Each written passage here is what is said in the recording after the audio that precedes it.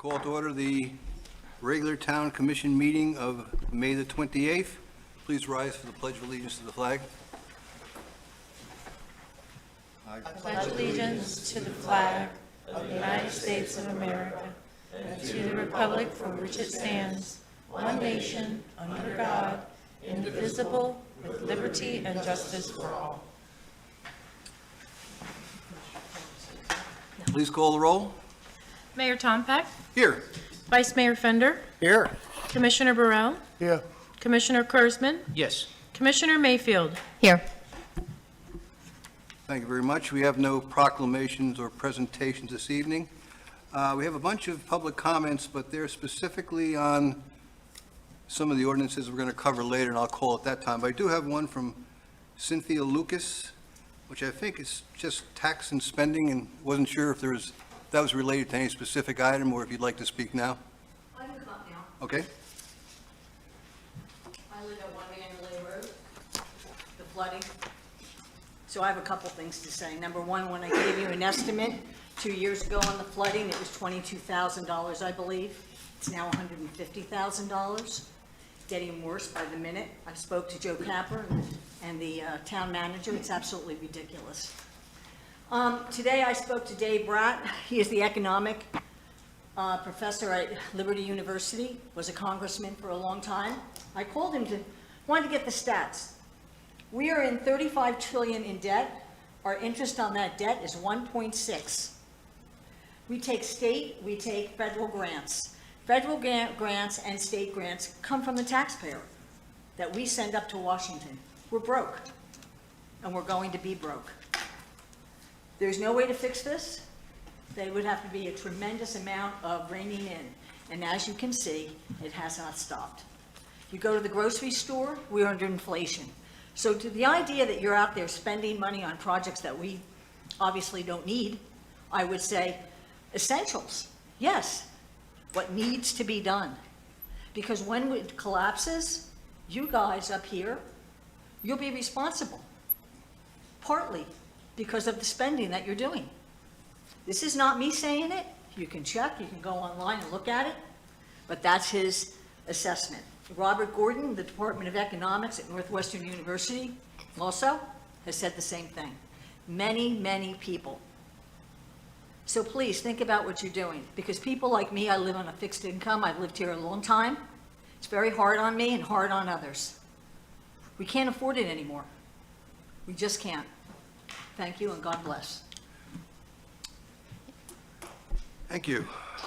We have no other general public comments. Are there any additions, deletions, or changes to the agenda? If not, a motion to approve. So move. Second. Please call the roll. Vice Mayor Fender, Aye. Commissioner Burrell, Yes. Commissioner Kurzman, Yes. Commissioner Mayfield, Yes. Mayor Tompeck. Yes. That brings us to the consent agenda. Any items to be pulled? Any further discussion required? Make a motion to move it. I'll second. Please call the roll. Commissioner Burrell, Yes. Commissioner Kurzman, Yes. Commissioner Mayfield, Yes. Mayor Tompeck, Yes. Vice Mayor Fender. Yes. Okay, that brings us to, we have some ordinances, first reading tonight. The first one is ordinance number 459. It's a referendum authorizing residency requirements for qualifying as a town commissioner in the town charter. Would the town attorney please read the ordinance title into the record? Ordinance number 459, an ordinance of the Town Commission of the Town of Sewell's Point, Florida, calling for a referendum of the qualified electors of the Town of Sewell's Point to be held on November 5, 2024, as to whether the Town of Sewell's Point Charter shall be amended to provide for commissioner eligibility requirements with respect to residency, providing for notice and advertising of the referendum, providing for referendum canvassing, providing for severability, the repeal of laws in conflict, codification, and an effective date. Thank you very much. I don't see any public comments nobody's given a public comment on this item. Is there any discussion by the town commission? I mean, we've talked about this as part of the results of the Charter Review Commission, so it shouldn't be a surprise to anybody. We're at 1 year, right? Yes. Okay. Is that all you wanted to ask? That's all I want to ask. Okay. I mean, Mr. Mayor, if I may, on this one, I just wanted to point out that I changed very slightly the language on the ballot question for the sake of clarity. If you look at section 6, the last line, I just added, it must have been a registered qualified voter in the town for at least 1 year to be eligible for election as commissioner and must maintain that status to remain in office. It was some shorthand version of that before, and I thought that the meaning was not clear.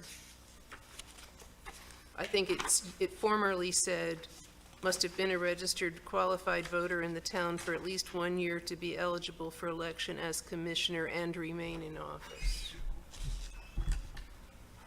The meaning, I believe, it captures the same meaning, but I think it's more clear as amended. Commissioner Mayfield?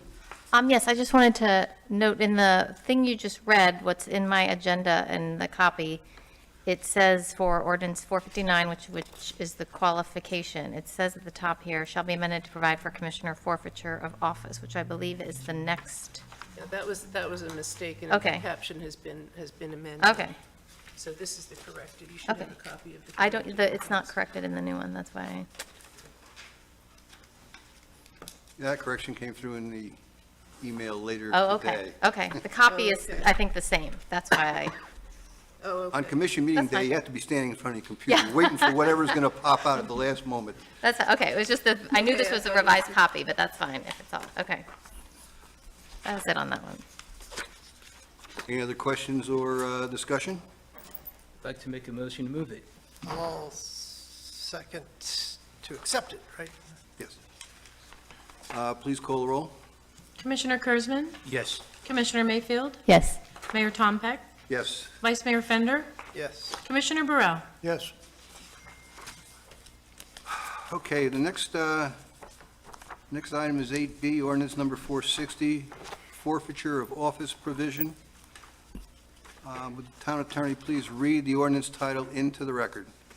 Ordinance number 460, an ordinance of the Town Commission of the Town of Sewell's Point, Florida, calling for a referendum of the qualified electors of the Town of Sewell's Point to be held on November 5, 2024, as to whether Article 1 of the Town of Sewell's Point Charter shall be amended to add a provision for commissioner forfeiture of office, providing for notice and advertising of the referendum, providing for referendum canvassing, providing for severability, the repeal of laws in conflict, codification, and an effective date.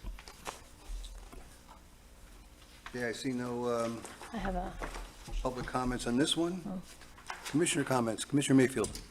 yes, I think the town manager had touched on this, but in section 4, in my copy, maybe there was a email correction later, but there's Town of Highland Beach in 2 parts. Wow. I thought we had corrected that, I thought so, too. I thought so also. but it worked its way back in. And I think it's like that on the other 2, to be honest, so not, Yeah, we can do it it's- each time. That must have been an early draft, because I'm sure I corrected that when we finalized it. I don't know. But thank you for pointing that Oh, out. no problem. We'll make sure the correct Okay. version goes through.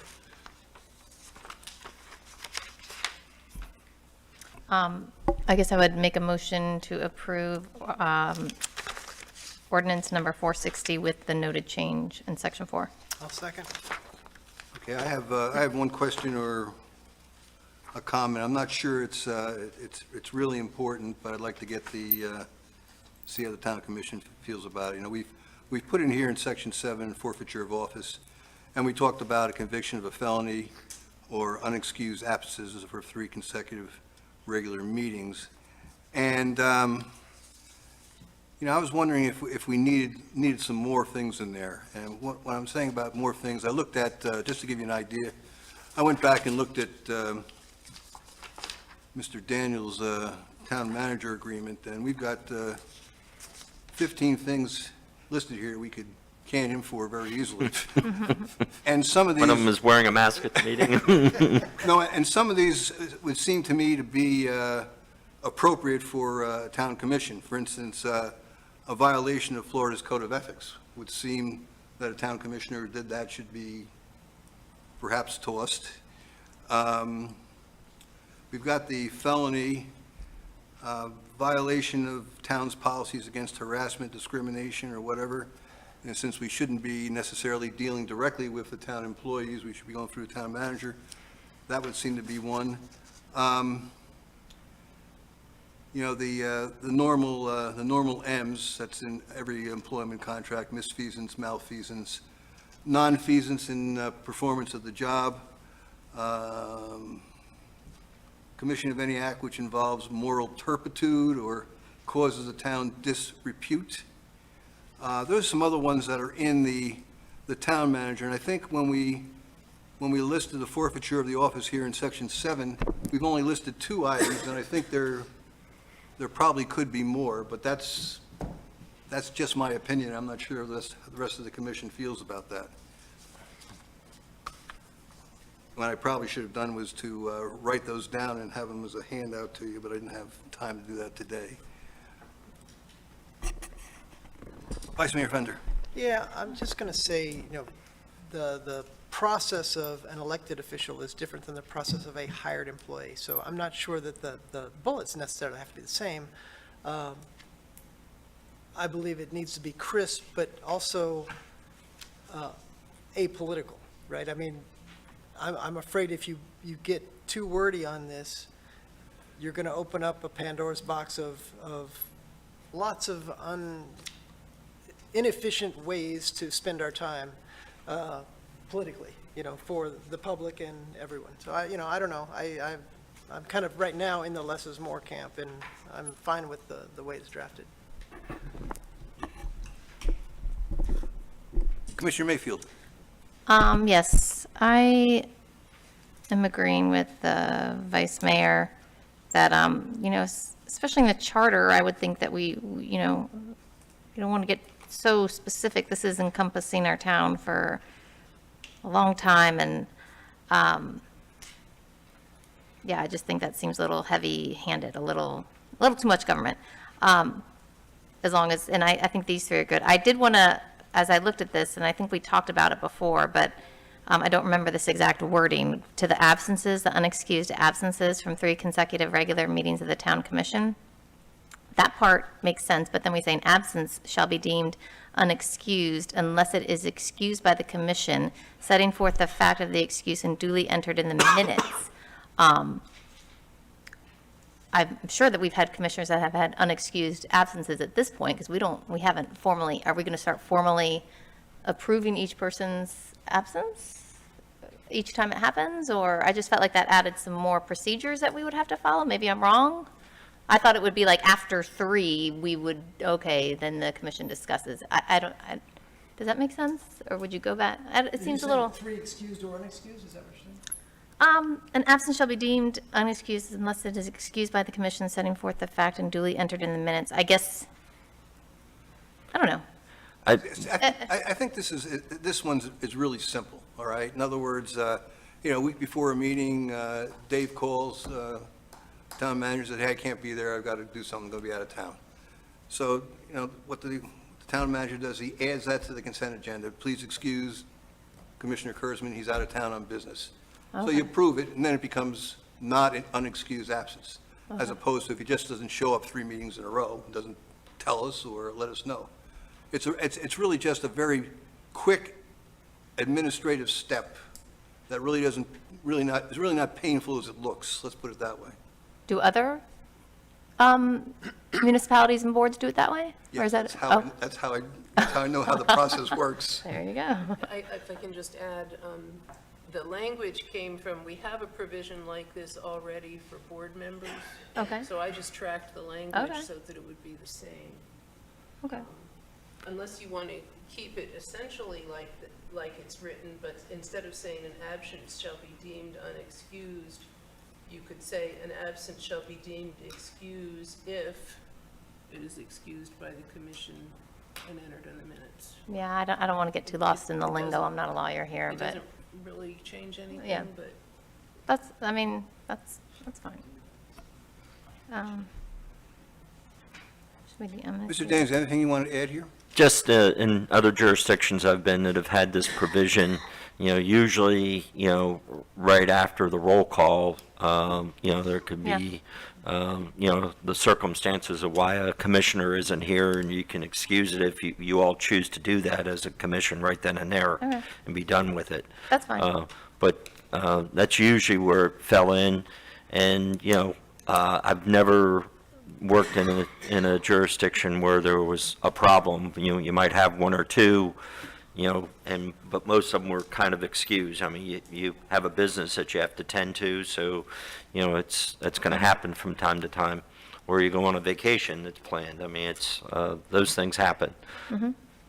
Okay. All right, so we had a motion to approve and a second. So I guess we can go ahead and call the roll. Commissioner Mayfield, Yes. Mayor Tom Peck, No. Vice Mayor Fender, Yes. Commissioner Burrell, Yes. Commissioner Kurzman. Yes. Okay, the next one is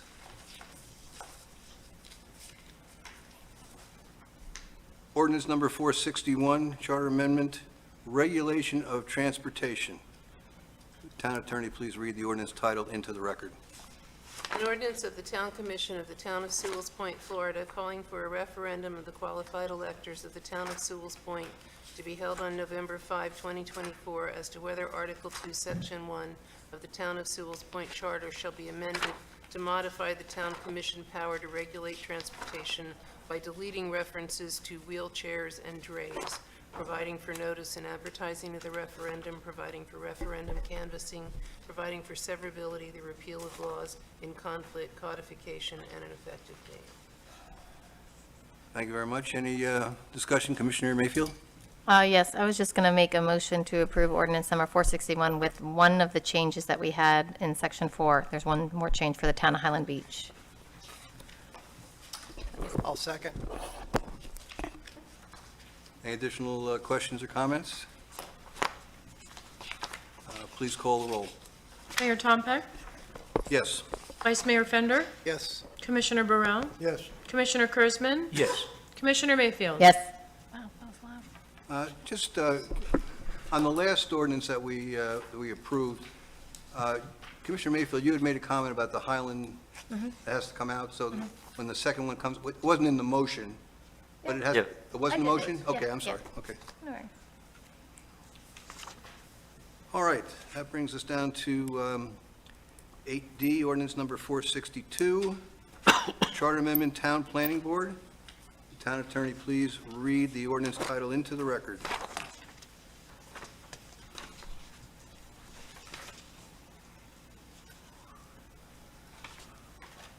Ordinance number 462, an ordinance of the Town Commission of the Town of Sewell's Point, Florida, calling for a referendum of the qualified electors of the Town of Sewell's Point to be held on November 5, 2024, as to whether Article 2, Section 1 of the Town of Sewell's Point Charter shall be amended to delete the Town Commission power to create and appoint members to a town planning board, providing for notice and advertising of the referendum, providing for referendum canvassing, providing for severability, the repeal of laws in conflict, codification, and an effective date. Thank you. We do have a public comment from Frank Titicus.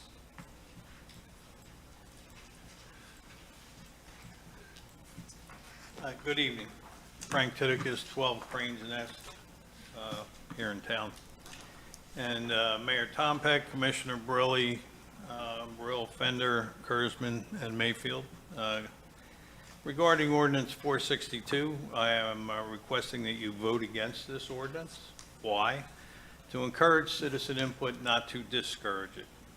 Also, moving to remove the Town Planning Committee from the charter was not the recommendation of the Charter Review Committee. I called this to Mr. Daniels' attention in an email on the 28th of March, and I CC'd all of you. And Mr. Daniels responded on the 29th of March that he was to blame and that he would correct it at the next meeting. Instead, it has not been corrected, and it is not what the Charter Review Committee recommended. It is what Mr. Daniels suggested to the Charter Review Committee and was rejected by that committee. The committee's recommendation was not to alter the charter and to not remove the Town Planning Committee, but rather, and I'm quoting Stephanie Namey, who sent you an email in this regard, said it would only be utilized on an as-needed basis, which is what we discussed and agreed to as part of the Charter Review Committee, such as when the town needs to prepare planning documents as required by the state, which Mr. Daniels told us is probably every 5 to 7 years. And so I would suggest that and request that you do the right thing and vote against this. We should be encouraging citizen input and not discouraging it. So let's review the actions that y'all have taken to encourage citizen input. Well, first of all, we've moved the Code Enforcement Board to the purview of a special master who sits in judge and jury while not utilizing the citizens on the board. When was the last time that they heard an enforcement issue? Also, Mayor Tompeck has restricted the seating of time by citizens when 3 minutes isn't enough to address an issue. So, and then also we're refusing to read citizens' comments into the record when somebody cannot physically attend the meeting. So in essence, what you've done is you said that disabled citizens in our community don't have a voice in Sewell's Point. So now we're going to remove the Town Planning Committee from the charter and then spend our tax dollars on a non-resident planner to do what our citizens are willing to do on a voluntary basis. And I'll remind you that we spent $169,000 on a town planner over the last 2 years. So how are we going to spin that in the town times? At any rate, I'm going to pass this out, and also the email chain is attached. Thank you very much.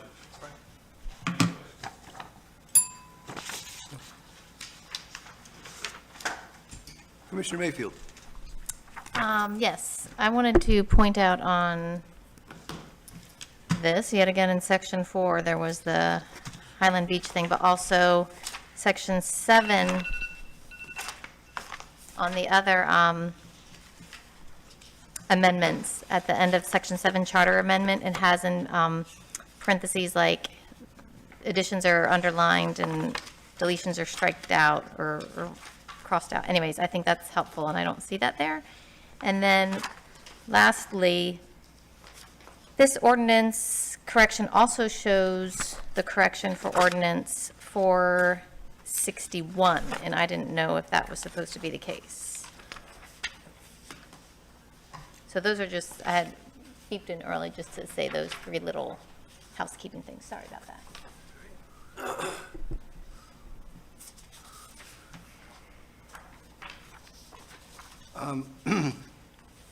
Mr. Daniels, can you address the comment about that this was not what the Charter Review Commission Well, decided on? And what you how- heard was part of the conversation, and to straighten the record out, it did come up, the question about having public interview or a public board, and the problem is we don't need that as often as we can, and we talked about ad hoc committees at the time, and this is definitely just like the Charter Review Committee. You have that, every decade. So to have a charter amendment that says that you must have this when you don't really need it, you're going to have a panel of residents that are going to be, yes, ruling in on the planning board, but there's nothing for them to meet on. And so that particular part of this was discussed, and I think even, some of the other members that were on the committee remember that discussion that was held. So you heard that already from Mr. Tadikis, and that's what I explained to you all at the meeting, that we discussed this charter change, So I did bring up at the meeting about the change, and that I was incorrect in saying that the board unanimously approved this version of it. But the whole reason why this came up is, why do we have a planning board in the charter? And when we don't, we're not like a big town or a big city, and to have one here for a development here and there that might occur, it just didn't make sense. But that was kind of the thought process that you all talked about, and I think Glenn might have been here the night that this came up, and I think he weighed in on it as well, if I recall.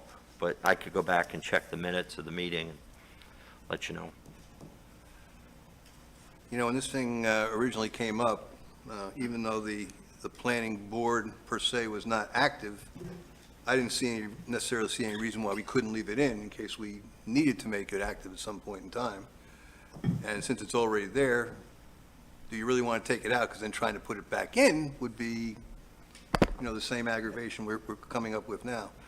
But one other thing that I think is important to understand here is that, it was mentioned how much money was spent on the planning effort the last couple of years, and it's not only a discussion of what our plans to be as a community in the next 5 years, 10 years, 15 years. There's also a long process that occurs because you have to go back and make sure it meets all the standards of the state. And that's not something that our citizens can do because they don't have that kind of expertise. They can certainly make judgments about what they'd like to see, but we're still going to, I don't want anybody to think that if we have a planning committee, that all those costs are going to disappear when we have to revise the comprehensive plan sometime in the future, because the answer is it won't, because they're not experts on how to develop a comprehensive plan. So I think that's important to understand, but I've never had a problem with leaving the planning committee in the charter. Vice Mayor Fender? I'm inclined to agree with your stance on this, but I'm wondering, this is second reading, right? No, it's first. First, so this will come back again? Well, unless you do not approve it here tonight, it won't come back. Okay. If I can just clarify one thing, and maybe it's something that Susan can answer, because I think this question came up when Glenn was here, but if we have in our charter that says we're supposed to have a planning board, and we do have somebody come up with a development, and it doesn't go through that process, or do we have a problem because we're not following our own charter?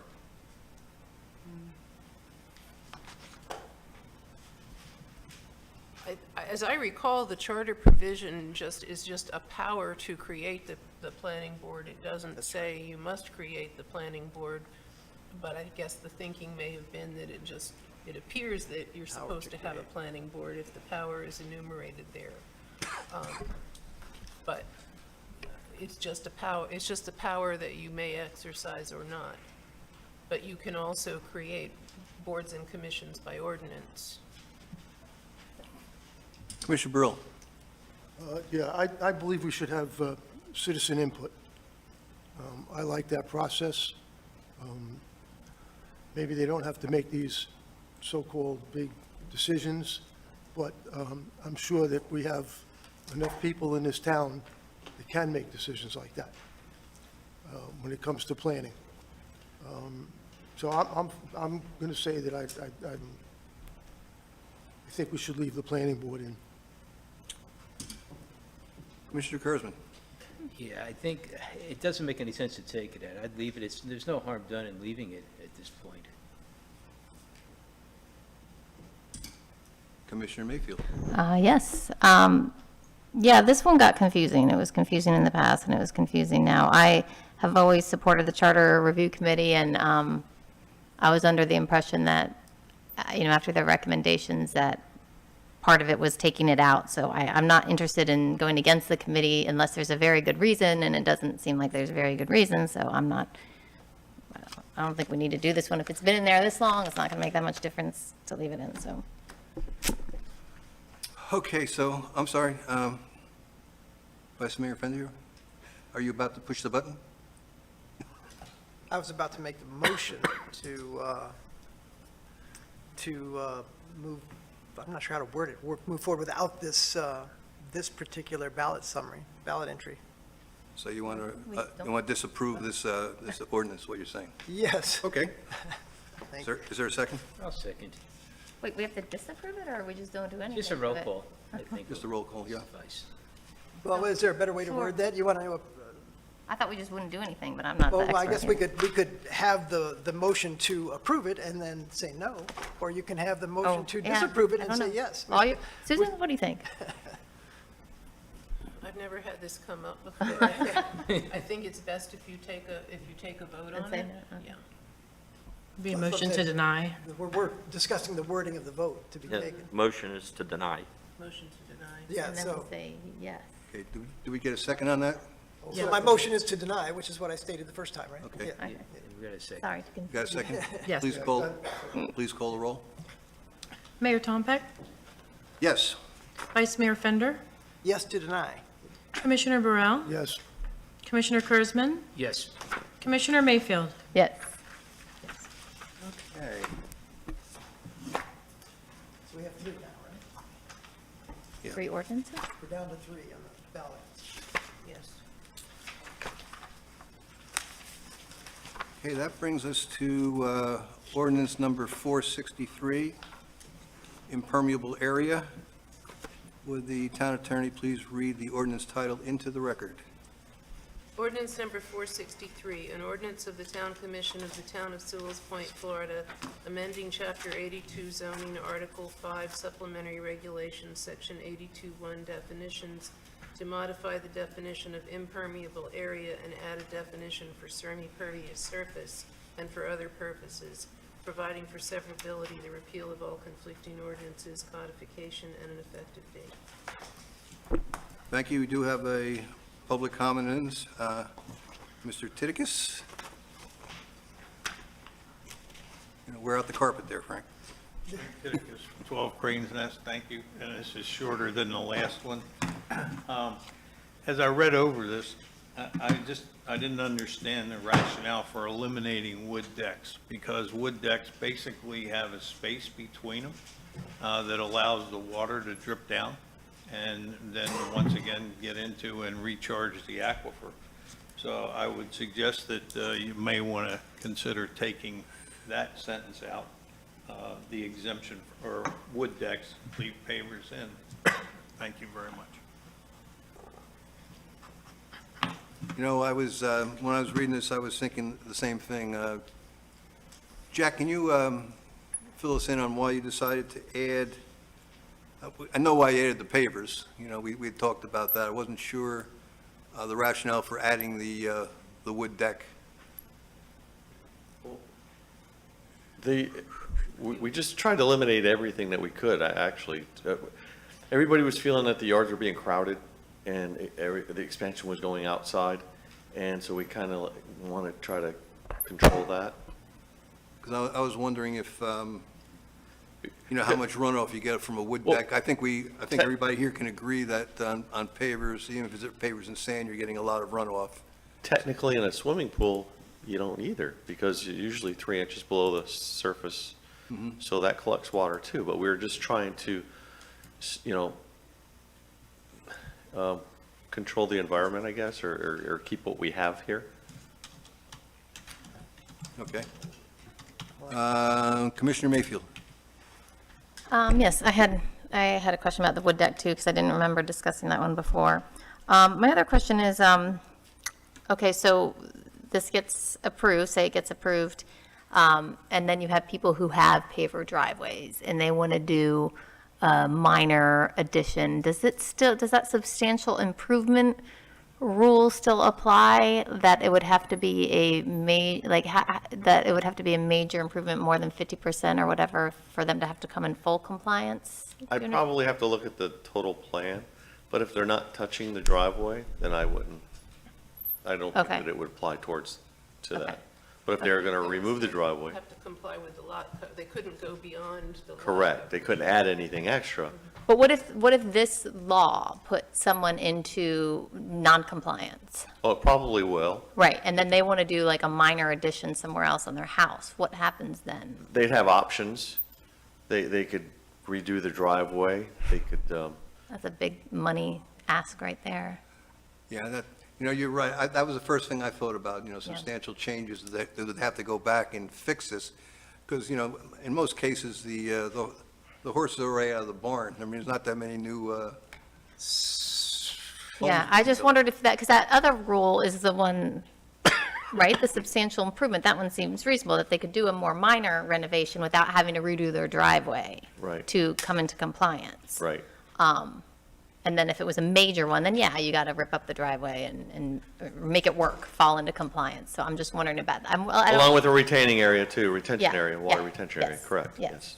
yes. so like the obvious case would be, let's say you're looking at a 10 Oakwood where they really used every square foot of their 55% or their 45%, and they decide that they want to,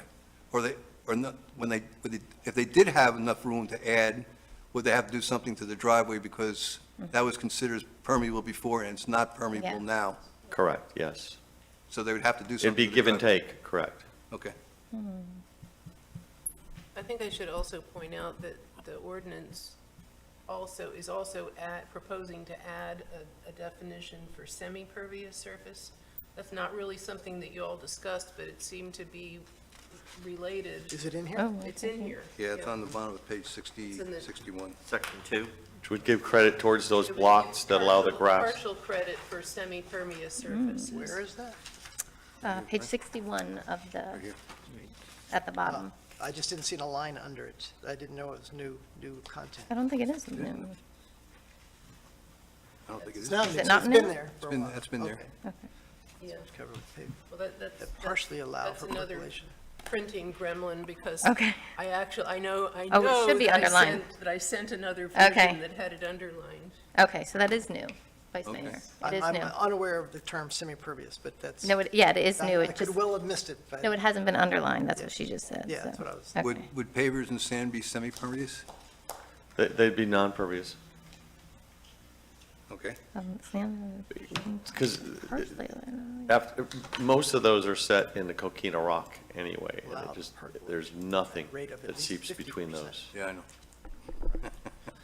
So the semi-pervious definition just defines it in terms of the percolation rate. This is in here for discussion, and if you don't want to do it now or don't, want to do something else, we can do that. But there was a concern that by making the other amendments, we were discouraging the use of semi-pervious Okay, paving I see what you're saying. materials. Commissioner Brill? So what else are we going to take away from the residents? I mean, we're taking away one Just thing at a trees and time, we're grass. chipping away. Commissioner, just trees and grass, take it all away. Just, the issue that I have here is I know wood decks usually have a space between the pieces of wood, the slats. And I have one, and it's pervious. The water goes through, goes into the sand, and goes into the aquifer, just like that. I never had a flood back there at my house. It never affected me in any way at all. I just don't see, I can understand the pavers to a point, but the wood decks, that's ridiculous. Somebody wants to put a porch in the front of their house, they can't do it. I'm not buying that. Commissioner Kurzman? I think the idea is probably to hold water. Would they be holding water under the deck? Because I know there's certain homes that we've discussed, we've had a lot of flood issues amongst people that have been here, and they've come in and explained to us what's going on. We've also had the emails, many of them. There's no shortage of them, and the question is, can you hold water underneath the deck if they put a deck there? Would that make sense, as long as it doesn't go against the foundation? I think that was the reason, maybe it was on there, it was maybe just to give more room for grass or trees, or an area to hold water.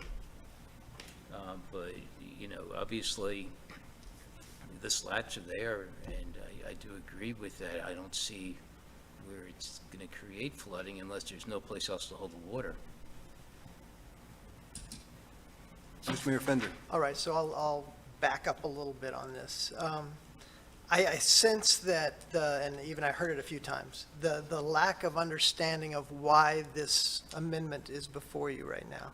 I was a little bit thrown by the wood deck thing, because I'm not focused on the wood deck portion of it, but since you brought it up, it actually, this is about loopholes. This isn't it's not really about water retention that much. Someone has found a way to get around our setbacks and green space and tree ordinances. So this is about how much space around the house that you build should be constructed or actually left to the aesthetic of the peninsula. At some point, all the McMansions along the road will be zero lot lines with wooden decks up to each one of them, because they can cover the green space on the setback. They've gotten around the permeability, and the things that are permeable in our area are pretty much yards, right? I mean, you can come up with some other creative ways to let water, now, and you've also thrown me for a loop with the semi-permeable, so I got a noodle on that one. I assumed the way around this, and I was happy with, was the pavers that allowed water to semi-perviously percolate through them, but also allowed for maybe grass or something semi-green and natural to grow into or through the constructed space that was violating the 15-foot setback.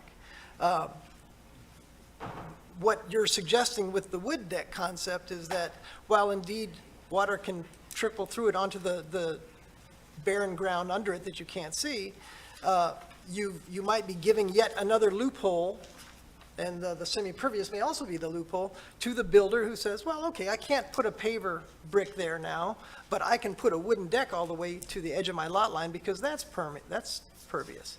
Well, they wouldn't be able to build that in the setback, would they, Jack? Yes, there's no regulation against it.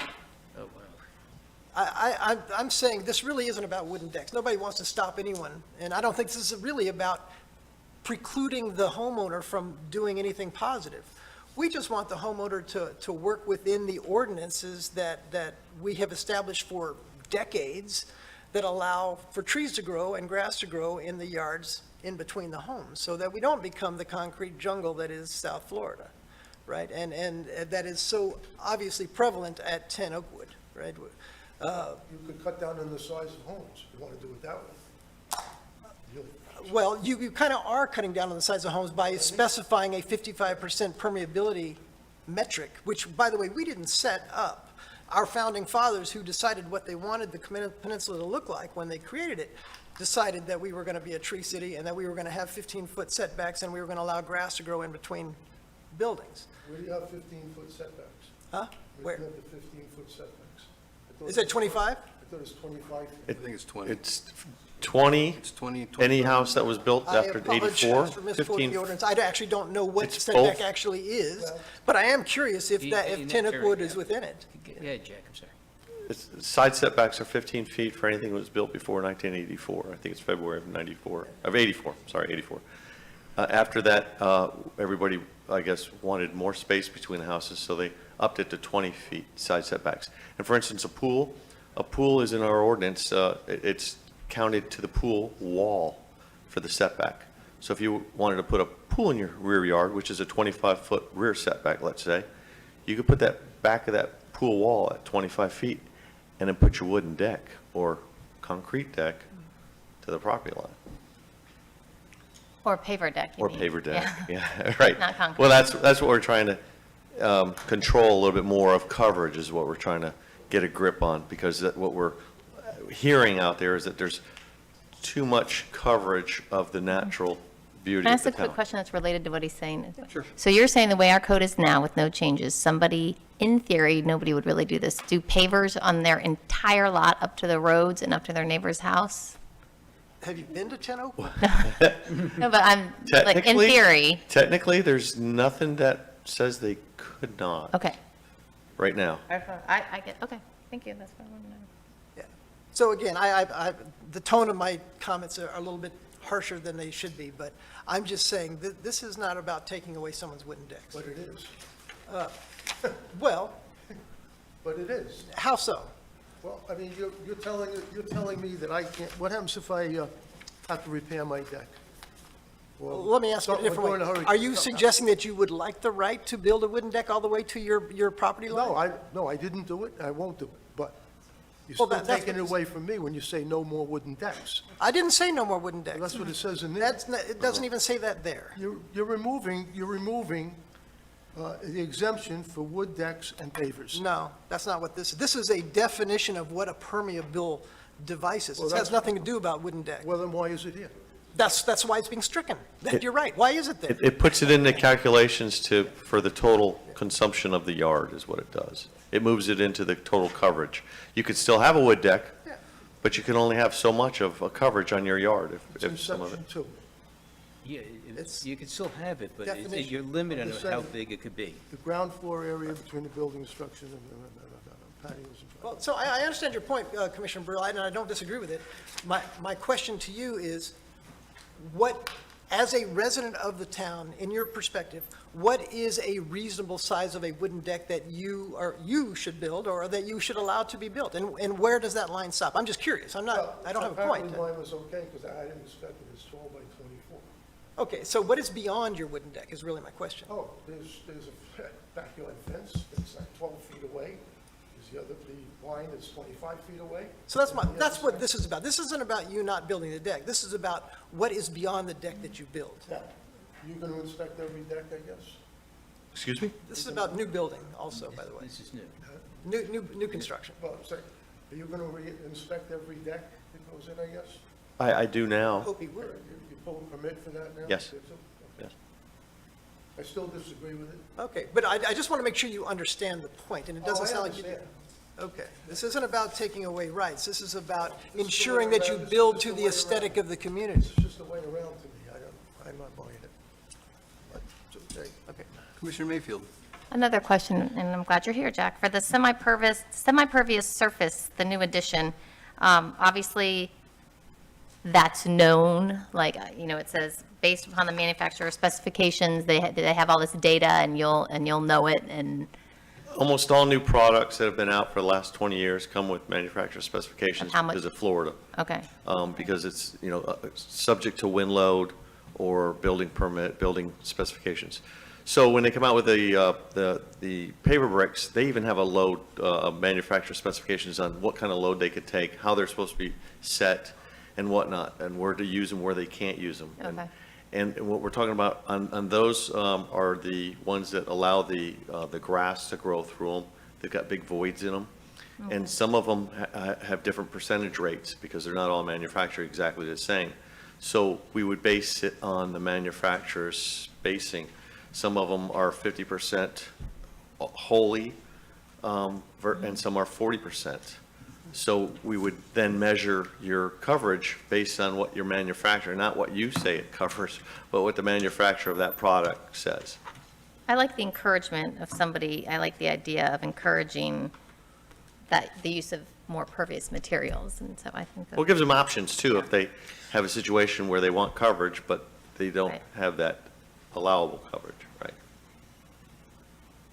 That information in like the product data sheets that you get Yes. from Dade County and stuff? And Well, if it goes through for the hurricane testing, it is there, but they usually don't go through hurricane testing for that, but it's also ASTM is one of the, Okay. yeah. Okay, do we, any more discussion? Have a motion?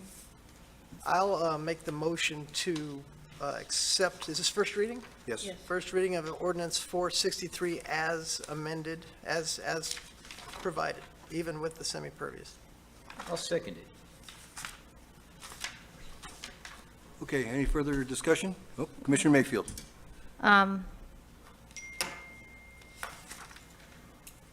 yeah, I put off the voting because I was still thinking about the wood decks. And that was put in by Jack, and that was the idea of Jack and the lawyer trying to just make less space, correct? No. Can I make you a deal? The, As long Let as me it's in hear what public, you- yes. Yeah. the wood decks and the pavers in the. The pavers make current sense, yeah. definition, what we're talking about is Yeah. the definition And of impermeable surface. Yes. And the so it's only the definition. It doesn't say anything Right, about what you can right. and No, yeah, cannot do. I got that. But then it says that this definition does not pertain to wood decks or pavers Right. set in sand. Right. And I agree with the pavers because we've had problems with that, but I don't know, So- the wood decks, it looks So more now I natural. want to make a deal with you. I agree with you, right? I'm not against wooden decks. I just don't think they need to be in the definition of what pervious and impervious is. How about the deal being, we address the ordinances related specifically to wood decks and make it clear that they're allowed, they fall within Commissioner Burrell's requirement for whatever a wood deck should be. I'm a pro wood deck, by the way, but, or even non-wood, whatever that cool plastic stuff is they make it out of now. But I just don't think it needs to be in the definition of pervious and impervious, because it's a loophole that people are using to get around Well, it's the telling, pervious. it's telling you what's not impervious. And I agree that wood decks are not impervious, and that's why I kind of don't want that. Aren't they? Because Well, that's the wooden deck is interesting. not part of the ground. A wooden deck is above the Correct, ground. but it's true that, I mean, I have one out back, and that's not where our flooding problems are, and we have flooding problems. This isn't again about flooding either. Regardless, pervious and impervious implies that liquid is going through it by definition. So it would, I mean, the flooding is not a bad thing to deduce from this, meaning that's why something's pervious, liquid goes through it. So I'm Yeah, but for it without, Why would you allow someone to build a wood deck across their entire property? well, if they wanted to, and they're going to have a heck of a lot of maintenance, I think, and I don't know, This is about the maintenance they have. It's about the aesthetic of the town that you live in. but I haven't even actually, like, I just don't feel that I am a good judge of that. I don't feel qualified to make that judgment for people with the wood. That's my opinion. I feel more qualified to make the judgment for pavers than I do for wood, and that's my opinion. I don't want to just make, I don't want to change an ordinance for something I don't feel confident is really going to achieve. Well, the goal here is not changing the ordinance for the sake of ordinances. The goal is to make the ordinance read as it was intended to be read, and to do what it's supposed to do, which is to ensure It's- that people are not building right up to the property line of their property. It just is defining what is pervious and not impervious. That's all. So Commissioner Burrell. The wood decks are permeable, and I don't see any reason why it should be not exempt. And make certain other choices, I guess. Commissioner Friend, do you have some more? I don't. Okay. Commissioner Kurzman. I think we should do something separate from wood decks. I think, I understand what Commissioner Defender's trying to say. He's trying to say, we heard the beautification of the town, somebody comes in, they buy a lot, and they build, let's say, a 3,200 square foot ranch, and all the ways up to the road, almost 10 feet away, they could actually build a deck. Then their entire yard could be a deck, up to old property lines, a deck. Now, in other words, I think, correct me if I'm wrong, we don't, you want to limit to how far you could go. It's not that you can't build a wood deck, it's how much of a wood deck can you build before it Can you use it as a encroaches. loophole to get around your impermeability specification is really what this is about. Well, This is a loophole. however you want to put it is fine, except for one thing. You're still taking away the rights of some people to build what they want on their property. I will agree with you there, because I do not want them So to let's build try- a let's try- giant concrete. Let's try and make a deal, and let's take out the wood, and let's make a different ordinance for it. That's what I'm saying. Yeah, That's what my I'm saying. view. Make a whole Pull it different out, thing. Absolutely. pull it out Let's not now, include the wood deck in Okay. this. That's my point. get rid of it, leave it as permeable, and that's it. And Okay, then we'll then. talk about doing something else. All right, so you need to modify your motion. I don't think I need to make a motion based on that. And to agree to in the future address No, wooden deck the specifically. motion was to approve, essentially approve this ordinance Without with the wood wording, decks. the way the wording is right now. Yes. No. And also to add a second work effort to discuss wood decks. It's That'd not be, the same thing as pulling it off you right now and then discussing. Just change it to take out wooden decks. And then we can discuss another ordinance at another time about wooden decks. So now it has to be voted on. I want to talk about Okay. loopholes right now and talk about wooden decks, as you said, anytime. I'm happy to talk about wooden decks. That's just not part of a permeability discussion. Well, it is permeable. Doesn't need to be in the definition of permeability. What is the definition of it? Water flows through to the ground. Well, that's the same thing that happens with a deck, I know, I get it. okay? So, you can argue this Yeah. forever, Mayor? but Mayor? the issue is that I think we should take out wooden decks right now, and then we should discuss it at another time. You want to make another ordinance, you want to do something about that, that's fine. But right now, this doesn't, you're telling me it's not permeable. Well, it is. Commissioner Mayfield?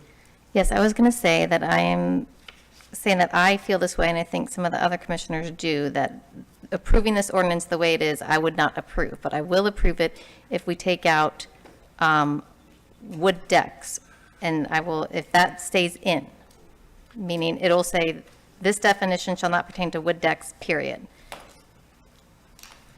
With that change, I would approve it, and yes, we could talk about wood decks in a separate Okay, thing fair later. enough. I will amend my motion to ask for the approval of ordinance 463 as written with the leave-in of the currently stricken, this definition shall not pertain to wood decks. In other words, leaving that line in and continuing with the scratch of pavers set and stand. I'll second. There was a second, or you're seconding it? Or the original. Should it have to be the second original? The Okay. original second can accept. I'll the second amendment. less the wood decks. Okay, so let me, I'm confused. So, It's a privilege. Commissioner, Vice Mayor Fender, you're talking about this last sentence. Can you tell me what the Well, last sentence is going to? The only strike through on that last sentence should be "or pavers set and stand." The previous is unstricken. Right now, it's shown as stricken, but we want to leave that in. Unstricken. If we want to unstrick it, yeah. Unstrike. Okay, I got it. All right. All right. Now, we have a motion and a second. Is there any additional, I'm afraid to ask this, is there any additional discussion? No, no. Please call the roll. Vice Mayor Fender, Aye. Commissioner Burrell, Yes, Commissioner Kurzman, Yes. Commissioner Mayfield, Yes. Mayor Tompeck. Yes. Okay. Let's see. All right, that brings us to ordinance number 464, lot coverage calculation. The town attorney, please read the ordinance title into the record. Ordinance number 464, an ordinance of the Town Commission of the Town of Sewell's Point, Florida, amending Chapter 82 zoning, Article 5 supplementary regulations, Section 82-423, applicability of yard and lot coverage requirements, tennis courts, swimming pools, and other athletic facilities, to remove the exclusion of athletic facilities from the calculation of lot coverage, and for other purposes, providing for severability, the repeal of all conflicting ordinances, codification, and an effective date. All right, I have no public comments on this item. so this we're going to allow pools, tennis courts? I'm sorry? We're going to allow tennis courts? No. We that already have some. counts toward the Yeah. square footage. Well, just adding that in, but we fought about wooden decks, and Vice Mayor Fender. Can I just ask Jack to give the implication of this ordinance?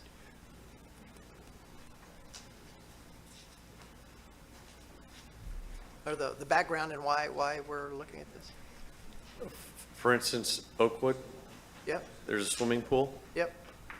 So really, if you remove that from the percentage of coverage, according to our ordinance, you cannot count that pool and deck area as coverage. He's way under. So what we're asking is that for those type of structures to be added into for the calculations. To For add them coverage, in for as coverage. permeable or non-permeable? Not Well, for permanent. total coverage, it doesn't, that doesn't play in. That is the non-permeable. It's your 15%.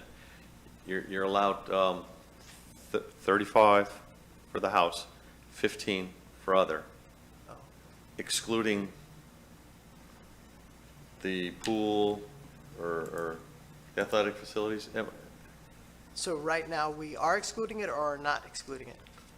We're trying to get it added in. Okay, I think. I see it now. You have The current definition says that the swimming pools, pool structures, poolside aprons, and terraces shall not be considered a part of the building in the determination of yard sizes or percentage of lot coverage. That's what it currently says. And the proposal is to remove the exemption from percentage of lot coverage so that they will count toward lot coverage. They shall be included, but, and so it says now, the proposed amendment says, but shall be included in the calculation of lot coverage and shall be subject to building setback line regulations. Understood. Commissioner Mayfield. Jack, I'm sorry, can I ask you another question?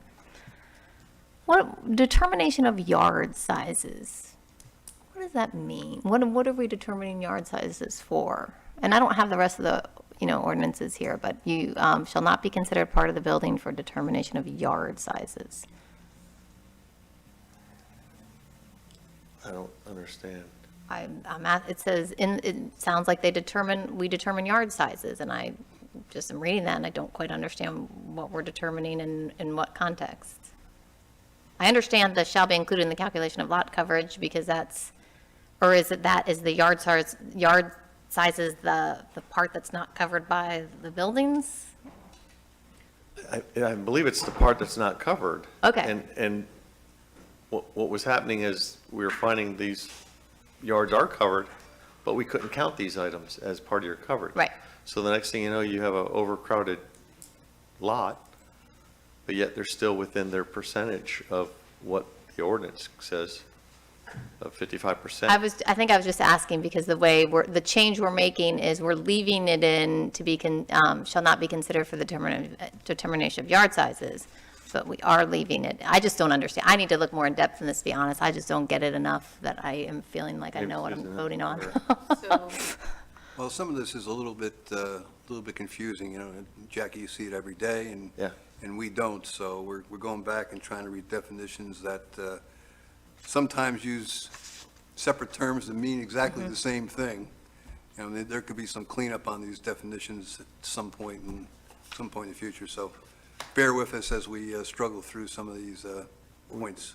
We've been bringing them up too as we come across them also. Okay. okay, so I actually would have the same question as, the current the change that that is proposed here is that it does not count toward the determination of yard size. It's not a part of the building in the determination of yard size, but it is included in the calculation of lot coverage. Does that make sense? Okay. And that would make sense. But it doesn't make sense? That does make sense. I just did a search in the code for yard size, and there's really not any other section where we deal with yard size. So it doesn't appear that we regulate in terms of yard size. So maybe that's You could just just a leave it out, yeah, superfluous like reference extra words. there. We regulate lot coverage. Correct. It seems Yard like size is yard when they were size- subdividing the lots, and then Yeah. they had a minimum size they had to be. Okay, so that doesn't really, I would. Well, it still might come into play one day when somebody starts to divide another lot, but otherwise, But no. not in terms of lot coverage. Unless they're talking about if a building was existing or a swimming pool existing, and then they decide to cut it. I mean, cut it minimum down. lot size is just the minimum size of the undeveloped lot. Correct. It doesn't have anything really to do with lot coverage. So Maybe we could take it out? I maybe we don't know. could take it out, shall not, so maybe it should say, shall not be considered a part of the building, but shall be included in the calculation calculation of lot. Yes. Yes. Yeah, that would be much Yes. clearer. Okay. And that's where you might want to add the wood deck part too, if you wanted to do that for coverage. Not going there. We can't do that today. Retract. Okay, Jack, sit down. I want to see a permeable tennis court. Okay, Vice Mayor Fender. I was just going to comment on this. I wasn't focused on this part of this issue, but it does now make sense to me, especially after Jack explained it, and now that you've made the clarification that you have. And to me, it's kind of common sense, right? I mean, when you look at your yard, the question is, how much is yard and how much is building? And the whole concept here, from the last ordinance to this one, is as populations grow, how much subdividing will continue to take place, and how close to the property lines are you going to continue to allow builders to build? Because builders are going to want as much square feet as possible, as they did in 10, so they can raise their rates to the potential buyer. So I think it's now time to ensure that your setbacks are protected, and when you look at a buildable structure, there, and you know, I think your yard is a perfect example. You have a great yard with lots of green space and air to breathe around you. It's not all building. When you look at your property, you can see what's clearly structure, and that structure does kind of include a pool area. Mine does, and my pool and screen enclosure takes quite a bit of my yard and does take away from, you know, but it doesn't violate the setback, and it, you know, it does allow for trees and green things to grow around it. That's really what we're trying to avoid here, is people finding loopholes to get around the setback of building houses that are too big for the lots that remain on the peninsula.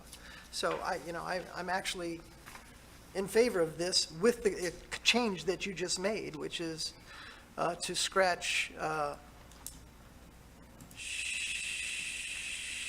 shall not be considered part of the building in the determination of.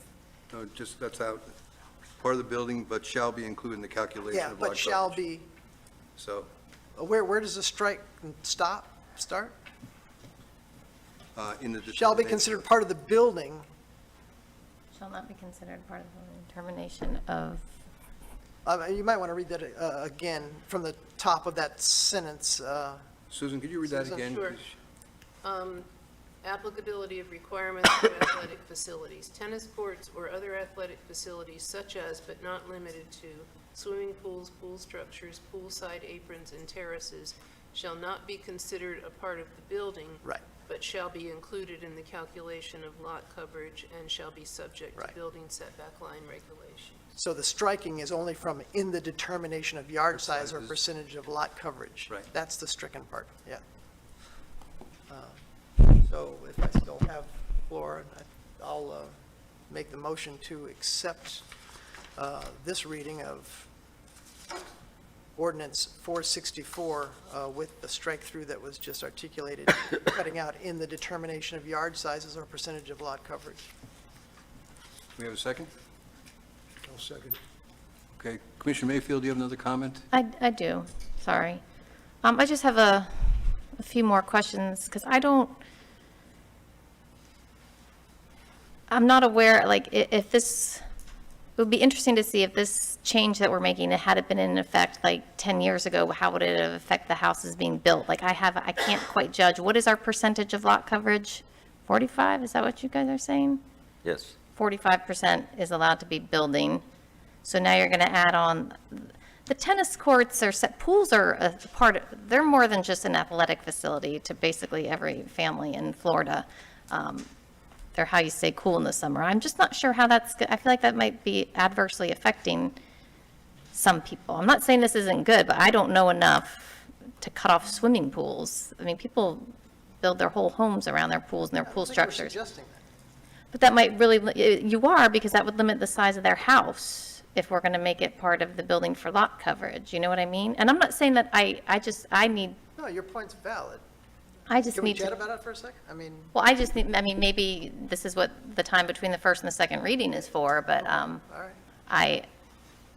I don't love the swimming pools and pool structure. I think that has the potential in my eyes to affect what somebody wants to build. And a big, I don't feel good with that. Tennis courts are not as big a deal. That's really athletic facility, but the swimming pools are a part of living here. Mr. Daniels, you have something to add? Yes, just, from sitting here and listening to this debate over, residences here that have built as much as they can on the lot, and the other option is adding a second floor where it's, a single floor. And I've heard that suggestion come from this commission. I'm just throwing that out. I guess if you had somebody, and I'm all for having a pool too, don't get me wrong, I'm not against pools, but just when you take into totality, because with the pool comes the deck, the enclosures, everything else, and, you do have another option of adding a second floor to part of that property. I know we all deal with the minimum square footage of a home on a lot, and that's part of the, the other coverages that we already have in place. But I'm just throwing that out, if that rings a bell with any of you from the discussions that we've had in the past. That's what I've heard. I don't care one way or the other than, the fact that we want to make sure we have, whatever rules we have, we follow them, that's all. So, Go ahead, But, right, yes. yeah. Just to address your point that you started with was, I wonder how this would have been treated 20 years ago when the ordinance was originally written. I mean, that's what I heard when you started to talk. Your concern was, how is this concept viewed differently now than it was? No, I meant that if this had been in effect, Yeah. there might have been a lot of people that didn't get what they wanted or something, I don't I know. know about that, because we live in an upwardly mobile community where people are going to spend a great deal of money on the properties that are built here. And they want that protected, they want their investment protected, but also, I don't know that many of them are going to build without a pool. I know that was a requirement of the home I purchased when I lived here. So I wanted to make sure my lot had a pool on it, and our lots are a little bit larger than most. So we wouldn't want to craft an ordinance that would limit the ability to have a pool, of course. But we would want to make sure that the property investment in that property that has the pool is not only pool, right? That it meets the aesthetic of the community and the pool actually has a yard around it and possibly a deck, and it doesn't go right to the property line. That's really the concern, right? It's part of the structure of the house that is being built on appropriately on the size of the lot that it can fit on. I concern myself with your perspective of that, hey, I want to allow people to build as much as they can on this little thumbnail-sized lot. And I don't think you really want that. I think you want to build appropriate-sized structures in the community appropriate for the size of the lot they have. And at 10 Oakwood, they have overbuilt the property on the size of the lot that they have. Right. No, I understand that. I just think different people like different things. So some people do it some way, some do it another, and then everybody has a buyer. I'm not That's a slippery comfortable. slope you're on, Yeah. right? I'm just not comfortable with, this is a change, this is how it's been. I'm not changing what we already have, and I'm not that into the swimming pool. I have to give it more thought, but I'm not going to vote for it now with the swimming pools and pool structures. Okay, we have a motion and a second. Could you call the roll, please? Commissioner Burrell? Yes. Commissioner Kurzman? Yes. Commissioner Mayfield? No? Mayor Tompeck? Yes? Vice Mayor Fender? Yes. Okay. The two ordinances that we asked for are the ones that gave us the most trouble. You understand that, right? Well, that's good, healthy debate. Yep. Next resolution is, first resolution is resolution number 971, adopting the capital improvement plan. Would the town clerk please read the resolution title into the record? A resolution of the Town Commission of the Town of Sewell Point, Florida, adopting the 5-year capital improvement plan for fiscal year 2025 and providing for an effective date and other purposes. Thank you very much. We have two public comments. Alan DeRosa.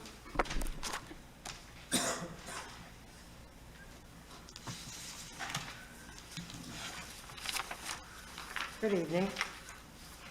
I'm trying to understand the value that should be placed on the 5-year capital improvement plan that now calls for $80 million in expenditures over the next 5 years. We all know the town doesn't have this kind of money or revenue in the future, so where's the shortfall going to come from? Looking at the actual revenue and expenditures report for the month of April, the year-to-date, I see under federal and state grants, we plan for the full-year budget to receive $16.3 million in federal and state grants. Through April, so far, we've recovered $354,000, or 2% of what we planned. So when I look at this overall 5-year plan, can you tell me, should I place absolute value on this plan? Thank you. Frank?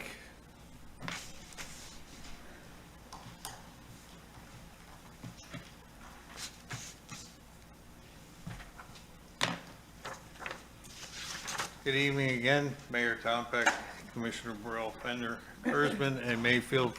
We got to quit meeting like this, you know, but at any rate, unfortunately, I wasn't at the last meeting, but I did watch the video, and at that last meeting, Commissioner Fender asked for projected cash flows to cover the expenditures and a comparison to previous years. As far as I know, this hasn't been provided. It certainly wasn't in the package this evening. When doing a comparison to the CIP presented 27 June 2023 for the years 24 to 28, and so what I have before you, because I looked at that comparison, there are several questions. Number one, capital projects increased by $3,761,000 and 314. Why? If you take out the patrol cars and the computers, that accounted for $326,000, okay? What drove the other $3.4 million increase? The police department remodel increased by $34,500, or 46%. Why? From one budget to another. North Sewell Point Road increased by $11,835,000, or 76%. Why? South Sewell Point Road, South Sewell Point Road Phase 2 and 3 went down. And why? And it's probably because we're underway with those projects, but at any rate, there was no explanation, there is no explanation. Capital maintenance is even more perplexing, because it decreased by 46%, or $1,675,000 from last year's CIP that was submitted to this year's. Bridges and seawalls went down by $1 million. Why? What's being deferred? What projects are being dropped? Stormwater maintenance decreased by $300,000, from $300,000 a year to $125,000 a year. You know, and the questions that we asked earlier were, how many outfalls do we have today? Okay. What's our maintenance cost per outfall? How many will we have after the phases are done on the road resiliency project are completed? And so, and what will that do to drive either increases in those maintenance costs or decreases? You know, what assumptions were used in formulating this budget? As far as I know, I mean, unless you all got an assumption sheet, but it certainly wasn't part of the package. Last month, town manager was requesting the creation of a stormwater utility fee to handle the maintenance. This month, the maintenance costs went down. Why? So, suggestion that you defer approving the CIP until the Commissioner's Fender is provided with what he requested at the last meeting. Schedule a workshop so that the questions can be answered, as well as other public questions that I have and the other public may have. And schedule a revised CIP for approval at the next meeting. Thank you. Okay, commission comments? Commissioner comments? I'll tell you, I can tell you some of my comments are on this, and it's, It's pretty simple. I think that, you know, the purpose of a capital improvement plan is not necessarily identify how everything is going to be paid for and when it's going to be paid for. What you're trying to do here is to identify the projects and the priority you want to do those projects in terms of which project, which year, that kind of thing. I mean, when you look at some of these numbers, obviously, we're not going to be able to do these projects when we necessarily anticipate we're going to do them unless there's a lot of grants or whatever. So the numbers don't disturb me because every time you work on one of these specific projects, they're going to have to get approval for it. If we don't have the money, we don't have the grant, it's not going anywhere. So really, this is just the way I look at it is like a 50,000-foot view of what our plans are for the, you know, going forward. So the fact that, and I understand your concerns, and they would certainly make sense because you look at these numbers, you go, my God, we don't have $22 million to spend on capital projects. We don't have $31 million next year. But if we don't have the money, if we don't have the grants, they'll just get pushed back. You're just looking at your projects in the future and what's coming up. I appreciate the fact, and I think it's a good idea that, you know, they come up with a vehicle replacement schedule. Every place I've worked at, you've had a vehicle replacement schedule, so you don't have to replace all your vehicles at once. So that's important. So I appreciate that. The other thing is, you know, when I looked at, for instance, I looked at FY25, are we going to be able to spend some of this money that we do have? The answer is, we'll be able to spend a lot of it, but will we be able to spend all of it that's in here? Not a chance. Not a chance because the construction, even the bidding and the actual construction usually takes a little bit longer than we like it to or is scheduled for. So I think the way that we should be looking at this as a commission is, are these the projects that we would like to do in this order kind of thing? And, I mean, the fact that we have all the dollars here doesn't mean we're going to do them unless we have the dollars. It's just kind of an identification of the projects and the priorities. Vice Mayor Fender. Yeah, I was gonna say something very similar, and I agree. I don't know that I could say it better. But again, this is a plan, and I heard some angst about the size of the numbers on the plan, and because of that, perhaps it was not worth the plan that was created, and I sort of disagree with that. I definitely do ultimately want to tie this to a budget, but this is not a budget. This is a plan of the projects that we want to do. And it almost doesn't matter because we have actual, real, important flooding projects underway that have to be completed, that can't be completed if the money is not in the budget. So even though we have the best laid plan that we could possibly come up with, it won't be, you know, we're pretty smart people. We're not going to spend money that doesn't exist, and we can't bankrupt the town. So even with the important flooding projects that need to get completed, we've got to find a creative way to get through that in a timely fashion. And I hope we're working you know, there may be 20, I know there's at least 50 projects on my goal list, but this is a subset of that, and this is prioritized by, you know, I know we want to do this, how much is it going to cost? And this kind of tells us, okay, that's really expensive. So it may not come to fruition, but if we don't shoot for the stars, we're never going to hit the moon, right? And so we have to put numbers on a piece of paper in order to tell our higher constituents and funding municipalities how to help us budget and fund some of these pretty significant flooding problems that we have to address. So I'll stop talking and rambling. Commissioner Mayfield. Yes, I just wanted to say, Mayor, I think you did a good job summarizing the capital improvement plan and explaining it to everyone. And that's how I view it also. And then I would make a motion to approve resolution number 971, the capital improvement plan. I'll second. Any further discussion? Please call the roll. Commissioner Kurzman? Yes. Commissioner Mayfield? Yes. Mayor Tom Peck? Yes. Vice Mayor Fender? Yes. Commissioner Burrell? Okay, we have no items scheduled under old business or new business, so we're down to commission and staff closing comments. Mr. Daniels. Yes. I had a couple items that I had on the dais for each of you, just to kind of walk you through. Not to bring them up for discussion for tonight, because they didn't make our deadline for the agenda, but I did want to make certain that these are going to be addressed either by having a special meeting or by waiting until the June 18th meeting, which is our next regular meeting. We only have one, and it'll be the third Tuesday of June. So, and those two projects, basically, one is, we discussed at the last meeting, is the flooding issues that we've had in the Marguerite area.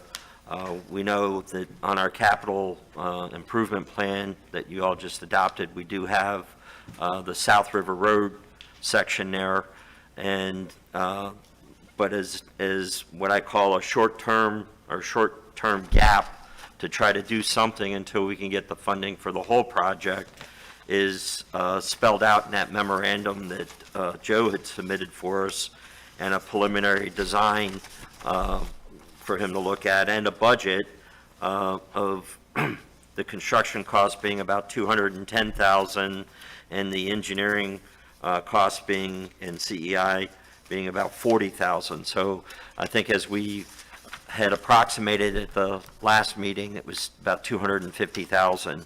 So we're identifying funding sources for this, but I did want to make sure that you all were aware of this. It's just not sitting around and nothing's going on.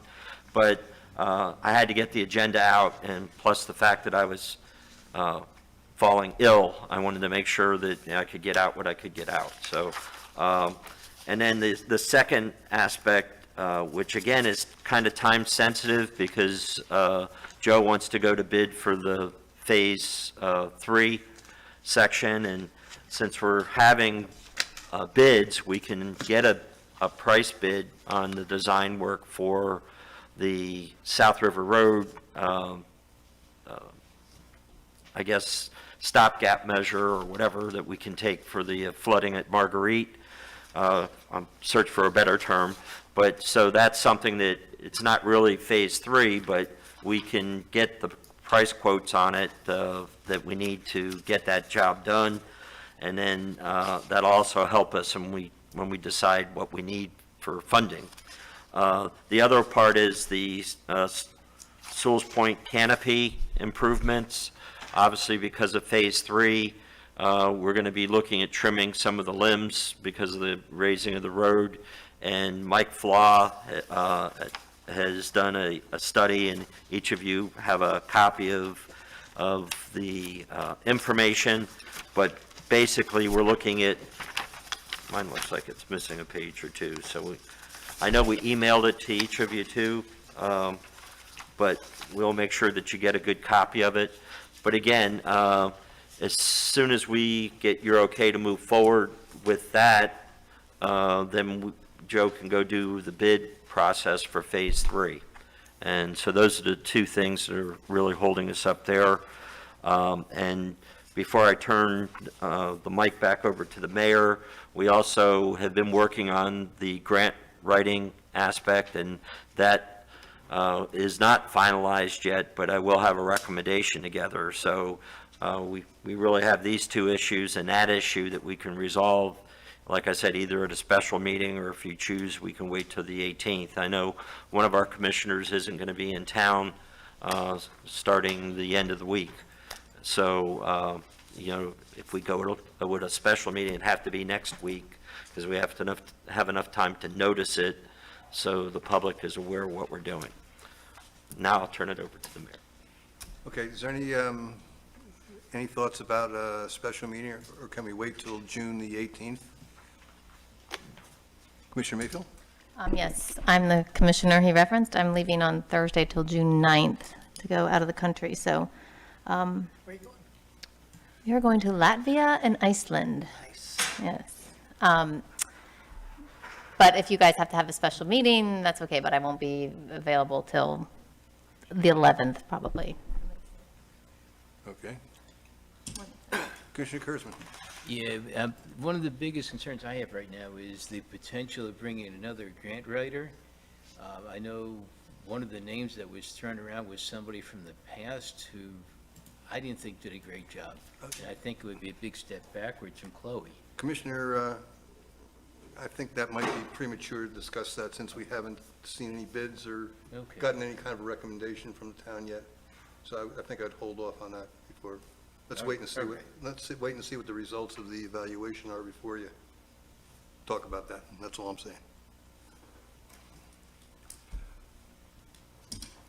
Vice Mayor Fender. All right, yeah, I have a couple of things. First, I wanted to recognize the police department for the support they provided for the 33rd running of the Pineapple 5K on Sunday that resident Billy Hinner, it turns out, is in my age group and pushed me right off the podium. He ran pretty fast and took first. So We thanks. tried for- waiting him down, but He's fast. But appreciate the support the town always gives for that event. It's a long-standing tradition in the community and certainly promotes a healthy aspect to fitness and things that we should be mentoring and leading towards our constituents. I did hear that because it was on a long holiday weekend, all of the trash cans were completely full by the time race day came around, so we should probably think about in the future, maybe cleaning up after Memorial Day celebrations. Secondarily, the landscape plan from the architect on the tree canopy, I came to Tree Day, Arbor Day, Arbor Day celebration where they gave away the trees, and I Yes. just planted my rum bay this weekend, so All right. thanks for that. But there was a presentation that Mike gave, and I think Joe was there on the day after, and they did a survey of the kinds of trees that people were interested in providing as a future canopy that if it were impacted by the roadway, which I thought was a great exercise, and I was surprised by it because I hadn't given it much thought, and clearly he has. But I've come to realize after sitting through his presentation, seeing all the data that I'm I'm looking in the presentation, I don't see what the decision's been made, but, you know. And Marie said, they say combining their opinions and the results. I think the last line says that. Were green buttonwood, live oak, and satin. The final selection of trees based on Mike's professional, okay, thank you for pointing that out. what you're missing is the chart. That didn't print out well, but if, in your email, if you look at it, you'll see the chart. I'm glad that live oak is on the list because there was a little bit of pressure I felt to lean against that. And I think that the oak canopy really does a lot for our community. So good, thanks for that. And I'm interested in hearing, maybe after or hear whatever is appropriate on progress if anything's changed in the last 2 weeks at 10 Oakwood. I'm just interested in hearing, because I know we're stuck in a legal issue of some kind. Right, and that's where we're at. We'll hopefully be moving on that this week, Okay. so, And then, Has to go back to the Code Enforcement Board? yes, do we have to issue a violation though, right? yes. Has that been done? Not yet. We're working with Okay. Susan on it and going back through the original submittal, because, that was part of their claims is that they submitted another permit request. Well, the only one that we got was the original one, and that was the one that was approved, predicated on the mitigation, Okay. so. And the last point I have is that I'm getting asked on a regular basis from the gentleman that jogs by my house about the dock house on South Sewell Point Road.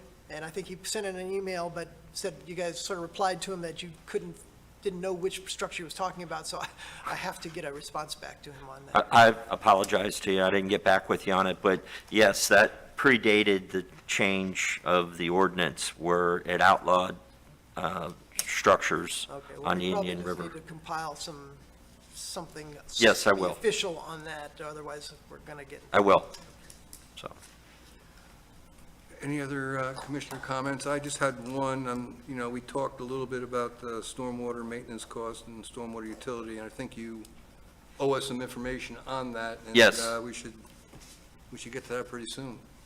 So Hopefully you will. Hopefully you can I get can it stay healthy. on the June 18th meeting so we can talk about it. Okay. Any other commissioner comments? Do I have a motion to adjourn? We're adjourned.